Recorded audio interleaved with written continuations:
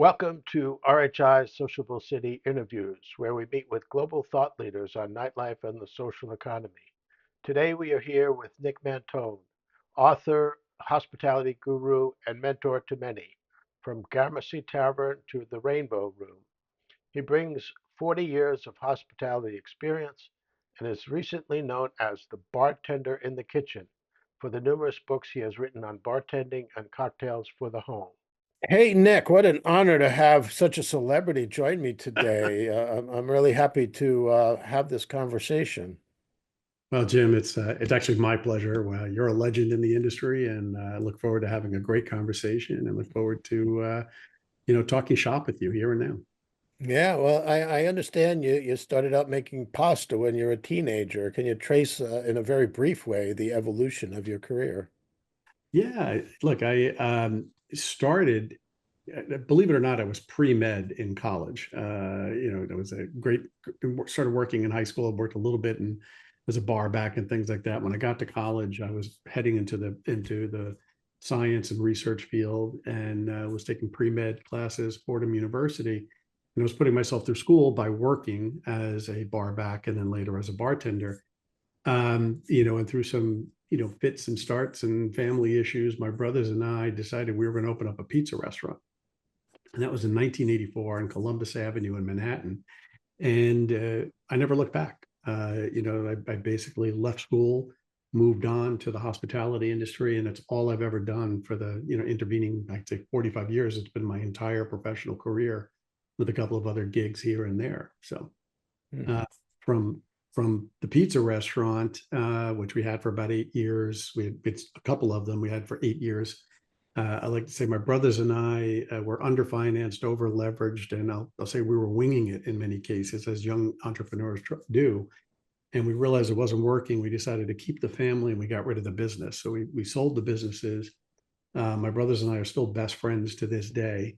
And I moved on into, again, there were some intervening jobs, but I wound up in the fine dining arena, where I started working as a maitre d' and assistant beverage director at Gotham Bar and Grill down in Lower Manhattan, one of the great restaurants, great iconic restaurants in Manhattan. And just to this day, I think it was one of the best restaurants ever. And from there, proceeded, to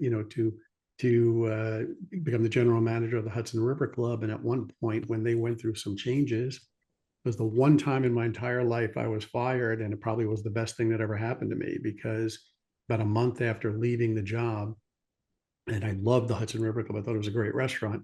But about a month after leaving, I was introduced to Danny Meyer and separately Tom Colicchio. And so I wound up having conversations with both of them, and kicked off my what I would call the longest part of my professional career.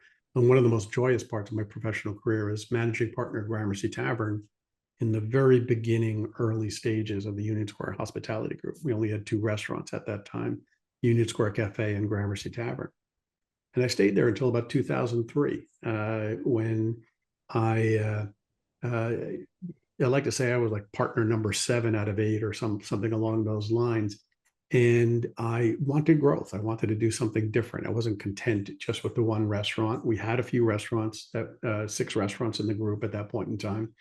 And it was exciting and it was wonderful, but I had yearnings to do more. And I wanted to get off the day-to-day operations level. So, we parted as friends, and I started my management and consulting company, Mautone Enterprises. And I've been doing that ever since.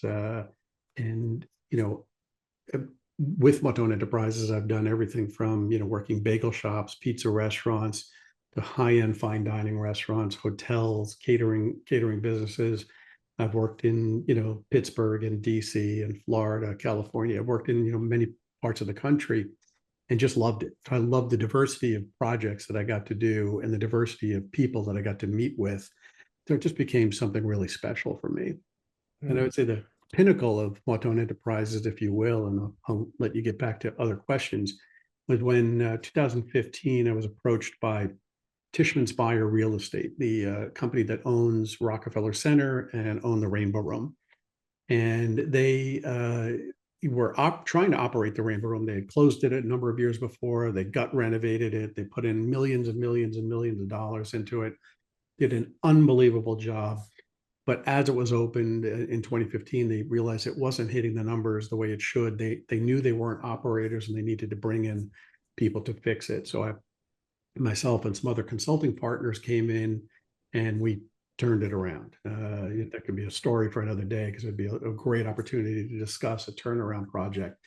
But it was something that I really loved. And then out of the blue, Tishman made me an offer I couldn't refuse. So I joined the company as managing director for hospitality with Tishman Speyer Real Estate. I still ran the Rainbow Room, but worked on some other hospitality projects and business planning, for them over the intervening 4 years. And here we are. Wow, what a great history. Now, naturally, starting out as a pizza restaurant in New York, it's not like there's a shortage of places to get a slice of pizza. So Right. you probably learned a lot from that experience. But how do you see the restaurant industry, not just in New York, but in your travels? How has it evolved since those early days when you started out? There are so many things that have changed, and yet so many things that have actually remained the same or gotten better. And let's start with this way. The unbelievable thing that I've seen is the unbridled hospitality that all these new young operators and chefs have put out there. I think that the term hospitality has been overused at certain times by many people and not used enough by others. And when I started out, it was like you're serving a good drink, you're serving it at a good price, you're serving a little bit of happy hour hors d'oeuvres, and the owner wanted to take some cash and enjoy his business. But there wasn't as much joy in the business as I think I see people now. People look at it as a real career. You have guys and gals leaving college to become a chef or to get involved in management or going to hotel school like at Cornell and others. And I think the industry has just gotten a much more solid footing, and it's been within the framework of the business community, right? It's a legitimate business. And I think when I started out, people looked at it as, let's go to the corner bar kind of thing. And there were a few handful of special restaurants. And now we're really entrenched in the community. And the restaurants that open up become the fabric of that local community. And that's something that I really enjoy. Other things that have changed is technology. Right. When I started out, and probably much like when you started out, we didn't even have electronic cash registers. It was sort of the NCR push button things. Next thing you know, you could plug it in and it could add for you. And then they went a few decades where until suddenly the advent of the personal computer, let alone the smartphone, and now everything is done with technology, whether it's reservation systems, whether it's inventory management controls, cash controls, HR, you name it, everything can be cloud-based and done online. So that's been the biggest sea change that I've seen, over the years. You're putting good food on the table, you're providing a great product, you're providing a great service, and hopefully you're doing it all in the guise of a great hospitality. But technology has made it easier to do whatever you do that much more efficient. And I think that's the benefit that I see in the way it's evolved. A lot of people for a period of time, a lot of operators for a period of time, about 5-10 years ago, I felt we're relying too much on too much on technology, assuming that that's going to do all the work for them. It doesn't work that way. The technology makes your life easier, but you still have to touch the guest in real intrinsic ways. And so there's a lot of evolution yet to come in that regard. Yeah, I was going to bring that up because I've noticed myself that,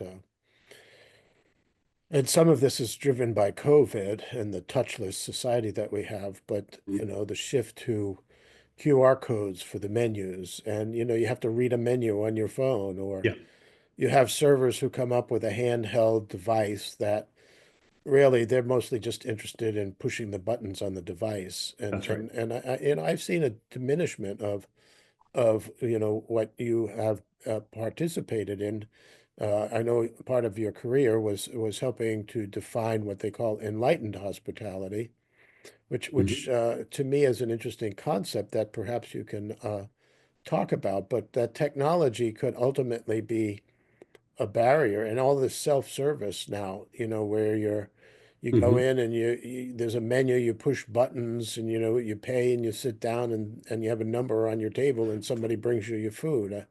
You know, that to me isn't like the essence of hospitality. So maybe you could describe how you arrived at or was involved in helping to put the concept of enlightened hospitality Yeah. together. And just real briefly, I know you could talk for a long time about it, but what does it really mean? Yeah, let me just address the moment you said, with the pandemic and how it's kind of shifted into this touchless service model, and I agree. I think the pandemic kind of forced some change on our industry that was probably due to happen a minimum of 5 years from the pandemic, maybe even 10 years. So another 5 years from now, the pandemic kind of forced that change on us at a much more rapid pace, right? And so this touchless society, and I think we're starting to see a correction in that. I'm with you. I walk in, I kind of want to be talked to by a server. I want them to take my order. I want them to go put it in the kitchen and bring it back because I like that communication, person to person touching, person to person communicating, I should say, and the server touching the table. But the reality is, with the challenges that we face in labor modeling and labor shortages, we're going to see more and more of this tablet-based ordering system come up, especially on the mid-priced and lower restaurants where the service has to be quicker, right? But there's a way to do that. So I'll table that for a second so I can answer your question on enlightened hospitality. For me and for our group at Union Square Hospitality Group, Enlightened Hospitality was the core values with which we spend our day in operating our business, how we take care of our employees, how we take care of our guests, how we take care of our community, how we take care of our vendors, and then how we take care of our bottom line, and in that order. So we always place taking care of each other, the cumulative we in the restaurant group. How we take care of ourselves is number one, because if we take care of all the employees, they're going to take care of the guest in the best mindset. If we do that, then when we take care of our community and we take care of our vendors by whether it's paying bills or really working with them to provide us the best product, pay our bills on time, so on and so forth. If you follow the first four, take care of each other, take care of our community, take care of our vendors, and so on. And the bottom line will take care of itself. So we started this mindset. It was really Danny Meyer, the founding partner of Union Square Hospitality Group, and the partners that we had between Union Square Cafe and Gramercy Tavern as we were looking to expand. We got into a room, we had a facilitator working with us, and we kind of listed what were the most important things for us to do and how do we want to do them. And it really all came down to these five intrinsics. It's our core values of enlightened hospitality. And those are the values for which no amount of money we would ever change. And by doing that, I think it caused the success of the Union Square Hospitality Group and actually made it a great place to work. I think people came in and realized we were operating under our core values, and they really appreciated that. And they became vested partners in our success, not just employees. And so for me, after leaving Gramercy Tavern, I adopted my consulting practice to manage through core values and try to help people, a young chef starting out or a business that needs a turnaround, to say, okay, how do we work with core values to get you to where you want to be? What are your core values? What are those things that you will never change for any amount of money? That's how you want to operate. And that's where we are today. Mm. It reminds me when I used to do a training, I would always ask people who came from different restaurants, what's your company's mission, and they always had a difficult time.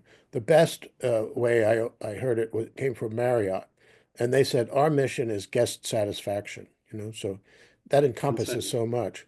Now, I know that there's a guy, Jim Autry is an author that I've read a number of his books. My kind of management Bible is Real Power, where he applies the principles of the Tao to management. So really quite a fascinating book. But he also wrote a book called Love and Profit, kind of along the lines of what you're talking about, that people have personal lives. And you can't exclude your relationship with your staff by excluding any association with the fact that maybe they have a sick kid or they That's right. have something that comes up. But he also wrote the book Servant Leader, which is a concept I know that you referred to, and it seems like this enlightened hospitality is similar to that. But there's another concept that I read about that you promote is this hospitality sabermetrics, which is another kind of framework Mhm. for business operators to consider. So I hear all these different kind of approaches, love and profit, servant leadership, Mhm. enlightened hospitality, and now you've got hyper hospitality, sabermetrics. So you got a whole portfolio of different approaches. So what Sure. is hospitality sabermetrics, and how do all of these other concepts blend into that? Sure. Let me address that. So if enlightened hospitality are my core values, hospitality sabermetrics is the methodology with which I analyze a business to help correct it and get it back on track, or to help start a new business if it were the case. So when most consultants would go in to say, okay, there's a business that needs to be turned around, right? It's not profitable, or there's something amiss. And they dive deep into the numbers and say, oh, your costs are too low. I mean, your costs are too high, and we need to bring those down. And they kind of walk away a little bit. And I take a holistic approach to how I deal with turnarounds, right? I assess every person who works and touches the business on a daily basis, right? I try to meet with the owners, the general managers, the chef, the managers. I'll meet with dishwashers. I'll meet with porters. I'll meet with bus back waiters and bar backs and things like that, as well as all the key personnel, as many as I possibly can, because you want to get a vision of the business from the eyes of all the stakeholders, not just the owner who's telling you, I'm not profitable, I need to fix this. And then, right, so that's the emotional analysis. And then there's the fiscal analysis, or the financial analysis, where you go in and you take the numbers and you take a deep dive into why are sales the way they are, what is missing. So I like to use an example. At one point I was consulting to the Standard Hotel down in the meatpacking industry with a company called Cohn Resnick, an accounting firm that I had a joint venture with. And we did a deep dive and analysis. And you know what I actually found is they were not making money on their food and beverage. We actually added bodies to their labor pool, which was anathema to them. They were like, what do you mean? Like there was a certain moment where I said, if you can put a person who all they do is roll ups, for 3 hours a day to get your brunch open, that's going to keep the waiter on the floor. Your sales are going to go up. And I did this throughout. I basically rescheduled the entire hotel at one point, and I actually added bodies to their payroll, which was, again, anathema to the way people think. But the next thing that happened is sales went up, labor percentage went down. So it's not always cut and dried. And the way I look at sabermetrics is what is going to make the business operate more efficiently and then operate more profitably. And it's not always your labor's too high, you got to cut some bodies. Sometimes it's how are you going to increase sales to match the labor that you have? And that's what I would normally do. So sabermetrics is a methodology. Enlightened hospitality is a core value. Okay, a good way to present it. Now, shifting gears here, you've been a celebrity bartender talking on those morning talk shows Mm-hmm. about how to make drinks for Thanksgiving, and you've written a couple of books around that, but less about, the books and what you've written. You've seen, as I mentioned previously, I went to the International School of Mixology in 1971 in Wow, Manhattan. So amazing. one of those early mixologists. But today, the whole mixology world has gone beyond those Mm-hmm. 120, standard daiquiris that I learned how to make, but That's right. Moscow mules. But you see a revitalization of some of those kind of heritage cocktails. But now, because of the infusion of products coming from all over the world in different flavorings and juices and Mm-hmm. all kinds of adornments, you see a whole new world of mixology, and but you've seen it go from craft wine to craft beer to craft ciders. Spirits was on the downside for a while, and Yes, it now was. it's kind of making a comeback. And what do you think of its future and the spirits world? And then there's this whole focus on sober January and the whole increase of all alcohol-free, spirit-free Mm-hmm. drinks that are becoming increasingly popular among a younger generation, but also older people who are aging and Yeah. have health concerns and everything else. So where do you see the dynamics of the spirits sector changing and evolving? And do you consider this whole mixology trend something that's a trend, or is it something that's going to be more permanent? Let me answer that one first, and I'll circle back. I think the mixology trend is here to stay. I think that it went by the wayside, 30 years ago and beyond, because people were just serving bad drinks. Let me be realistic. The restaurants weren't taking the bar business seriously in the probably late, the 60s and 70s. It was just, let's just pour a good drink over ice and everything was good, right? And so I think the restaurants weren't taking it seriously. And so the consumer wasn't taking it seriously. And so they kind of moved on into a different direction. Then you get into the era of the mid to late 80s. Restaurants were getting better and better. People were having more interesting wine lists. And then it shifted into higher end wines, right? So when I got to Gramercy in 1995, our focus was wine, right? A lot of people really, came to us because we just had this incredible wine list. And that was true of many high-end restaurants. But what changed is when people like myself, and then we'll give kudos to Dale DeGroff, otherwise known as King Cocktail. He did the original beverage program at the original mixology program at the Rainbow Room, amongst other places. And he kicked off the trend of let's just serve a really great drink. Like, why, it's an affordable luxury. There are people who come in and they want a really great cocktail. And when I started doing that at Gramercy, what actually happened, and I was fortunate to have a great chef to work with, who realized that a great drink before dinner doesn't inhibit wine sales.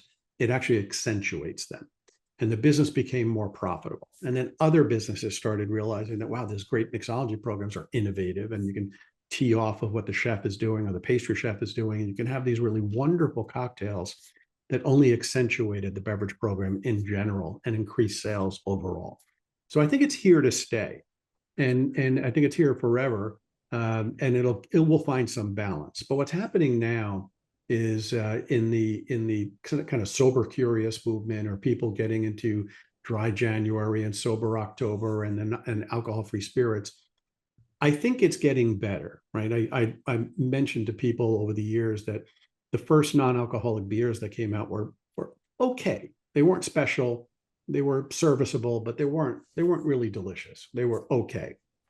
Now you have companies out that like Athletic Brewing Company is one that comes to mind, that just has a whole line of non-alcoholic beers, and they're fantastic. Guinness has a non-alcoholic stout, and all these other beer companies out there are just doing some really great things with non-alcoholic, because once again, the technology has changed and made it better. I'll confess that I'm not yet a fan of the alcohol-free spirits. And I'm not saying they're bad, because there's a couple of them out there that are really, really good, but I think what they are now where the non-alcoholic beers were 20 years ago, right? They're beginning, they just haven't been proven, they haven't done the right thing. But the other reason I'm not quite a fan is, as a mixologist, and maybe I'm jaded because I'm like a chemist, right? I want to take this ingredient, that ingredient, and that ingredient, put it together and make you a great drink. And so I've always done that with non-alcoholic as well. And there's so many ingredients out there, dry juices and bitters, and there's so many things you can do that can create a very curated non-alcoholic beverage program that, for the designated driver or the person who has to work, right? They're coming in for dinner, but they still have to do some work at home and don't want to imbibe tonight. You can provide them that affordable luxury and make something really special. So it's here to stay. But I think what is going to happen is we're going to find a balance, because I think there's many consumers that love the good cocktail. They love the good glass of wine. The industry has shifted now towards cocktails and the wine by the glass programs, where the wine by the bottle sales have been compromised. And you also see that,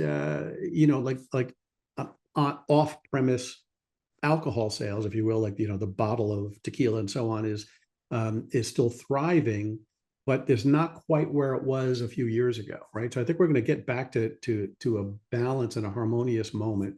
Mixology is here to stay. Non-alcoholic programs are here to stay. You need both. Wine is here to stay. You need all of the above to have a great restaurant, if you will.